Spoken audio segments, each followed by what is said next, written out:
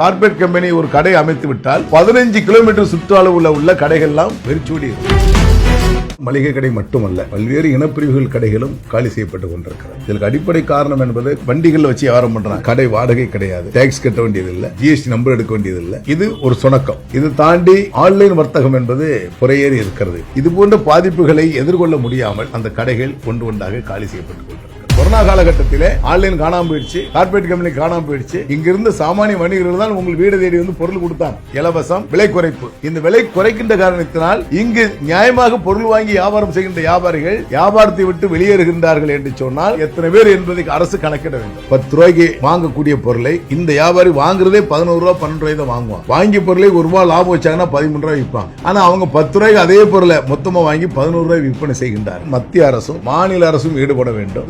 உற்பத்தியாளர்களிடத்தில் வணிகர்களுக்கு என்று சொன்னால் ஒரு விலை என்ற நிர்ணயம் செய்தார். 100 பீஸ் வாங்கினாலும் 1 லட்சம் பீஸ் வாங்கினாலும் அதே விலை. யாருக்கு அந்த நிலைப்பாட்டை எடுத்தால் மட்டும்தான் சாமானிய வணிகத்தை பாதுகாக்க முடியும். ஆன்லைன் ஓபன் பண்ணீங்கன்னா ஒரு ஆஃபர் போடுவாங்க, ஒன்றுக்கொண்டு இலவசம். அதுல வேற போர்ஜரி நிறைய இருக்கு, அதை எங்களால் சொல்ல முடியும். உடனே அதை நோக்கி பயணமாறாங்க. பயணமாகும்போது அங்க போகும்போது அங்குள்ள எல்லா பொருளையும் வாங்கிட்டு ஒரே ஒரு ஏனாம் பொருளை மட்டும் வாங்கிட்டு வராங்க. இந்த தொழில் என்பது செயின் சங்கிலி போல் தொடர்ந்து சார்புள்ளது. அப்போ ஒரு கடை காலி செய்யப்பட்டால் கட்டிட உரிமையாளர் பாதிக்கப்படுவார், இவரை சார்ந்த தொழிலாளர்கள் பாதிக்கப்படுவார்கள். இதே நிலையில நீடித்தால் இன்னும் குறைந்தபட்சம் ஒரு 5 ஆண்டுகளில் இன்னும் 5 லட்சம் கடைகள் காலி.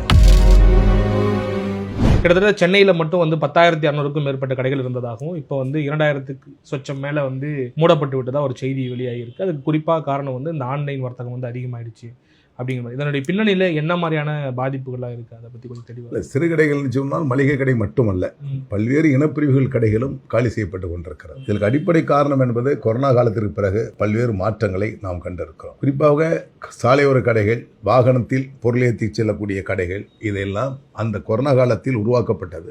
தொடர்ந்து பல்வேறு மாவட்டங்களில் அது நிரந்தரமாக்கப்பட்டிருக்கிறது. ஆகவே அந்த சூழல் என்பது கடை வாடகை கிடையாது, டாக்ஸ் கட்ட வேண்டியதில்லை, ஜிஎஸ்டி நம்பர் எடுக்க வேண்டியதில்லை, இன்கம் டேக்ஸ் கட்ட வேண்டியதில்லை, தொழில் வரி அல்ல, குப்பை வரி எடுக்க வேண்டியதில்லை, எந்த வரிகளும் எடுக்காமல் அவர்கள் வணிகத்தில் ஈடுபடுகின்றார்கள். வண்டிகள் வச்சு வியாபாரம் பண்றாங்க. ஆமா, அந்த குட்டி யானைகள், நம்ம வேன்கள் வச்சு வியாபாரம் பண்றாங்க. இவர்கள் இது போன்ற நிலைப்பாடுகளை தாண்டி இது ஒரு சுணக்கம். இந்த சாமானிய வணிகர்களை இடையூறு செய்வதற்கு ஒரு சுணக்கம். இது தாண்டி ஆன்லைன் வர்த்தகம் என்பது புறையேறி இருக்கிறது. இப்போது நீங்க பாத்தீங்கன்னா ஒரு பொருள் ஆன்லைன்ல ஆர்டர் கொடுத்தாலும் வீடு தேடி கொண்டு கொடுத்துடலாம். இன்றைய காலகட்டத்திற்கு மக்கள் எல்லாம் மகிழ்ச்சியோடு அதை வாங்கிட்டு இருக்காங்க. ஆனால் ஒரு காலகட்டத்துக்கு பிறகு அந்த பொருளுக்கு மேல கட்டணம் வசூலிக்கக்கூடிய நிலை அதில் ஏற்படும் என்பதை அவருக்கு புரியாமல் இருக்கிறாங்க. இது போன்ற பாதிப்புகளை எதிர்கொள்ள முடியாமல் அந்த கடைகள் ஒன்று ஒன்றாக காலி செய்யப்பட்டுக் கொண்டிருக்கிறது. இதை தாண்டி நீங்க எடுத்தீங்கன்னா இன்றைக்கு எல்லா வரி விதிப்புகளும் வணிகர் மீது திணிக்கப்படுகிறது. ஆகிய வணிகர் அந்த சுமைகள் எல்லாம் சுமக்க முடியாமல் அவர்கள் வணிகத்தை விட்டு வெளியேறி கொண்டிருக்கிறார்கள். அந்த அவலம் தொடர்ந்து கொண்டிருக்கிறது. இந்த மாதிரியான சூழல் சென்னையில மட்டும்தான் இருக்கா, இல்ல ஒட்டுமொத்தமா தமிழகம் முழுக்க இருக்கக்கூடிய எல்லா மாவட்டங்களிலுமே இந்த பிரச்சனை? சென்னை அதிகமாக இருக்கிறது.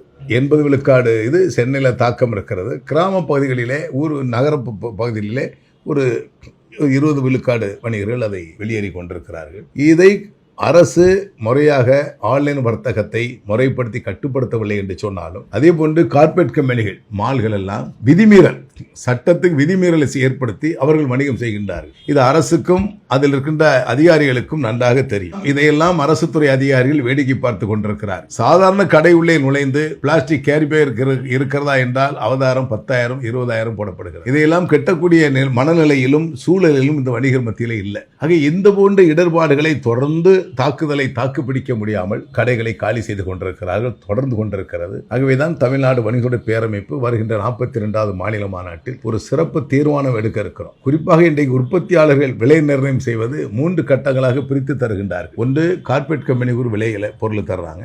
இன்னொன்று, ஆன்லைன் வர்த்தகத்திற்கு ஒரு விலையில பொருள் தர்றாங்க. இன்னொன்று, செயின் சங்கிலி தொடர் கடைகளுக்கு ஒரு விலையில தர்றாங்க. அப்ப சிங்கிள் விண்டோ கடை, ஒரு கடை வச்சிருப்பார் ஒருவர், அவருக்கு அந்த விலையில பொருள் கிடைப்பதில்லை. ஆக அவர்களோடு அவங்க போட்டி போட முடியாத நிலைக்கு தள்ளப்படுகிறார்கள். இந்த பொருள் இன்னைக்கு 10 ரூபாய்க்கு வாங்கக்கூடிய பொருளை இந்த வியாபாரி வாங்குறதே 11 ரூபாய் 12 ரூபாய் தான் வாங்குவாங்க. வாங்கிய பொருளை 1 ரூபாய் லாபம் வச்சாங்கன்னா 13 ரூபாய் விற்பாங்க. ஆனா அவங்க 10 ரூபாய்க்கு அதே பொருளை மொத்தமா வாங்கி 11 ரூபாய் விற்பனை செய்கின்றார்கள். இது அநீதி என்பது உற்பத்தியாளர்கள் செய்கின்ற கடுமையான ஒரு அநீதி. காரணம், அந்த உற்பத்தியாளர்கள் தயார் செய்கின்ற பொருள்களை இது போன்ற ஸ்மால் ட்ரேடர்ஸ் தான் முதல்ல சந்தைப்படுத்துகின்றார்கள். இவர்கள் தான் பொதுமக்களிடத்திலே கூவி கூவி அந்த பொருளை கொண்டு சேர்க்கிறார்கள். இன்று அதுக்கு ஒரு பிராண்ட் ஏற்பட்டு வருகிறது, ஒரு நேம் வந்து விடுகிறது. அந்த தரமான பொருள் என்பதை உறுதி செய்து மக்கள் கேட்டு வாங்க தொடங்கி இருக்கிறார்கள்.